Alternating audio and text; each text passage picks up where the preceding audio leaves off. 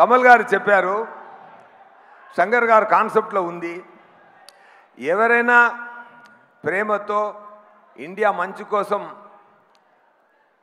Great things చేశారో ఆయన అందరూ ఇండియనే అని చెప్పారు.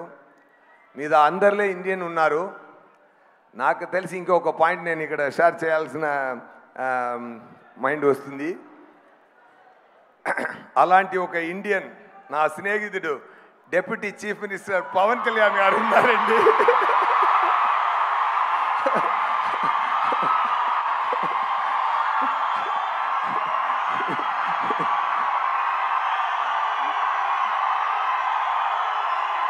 నేను ముందే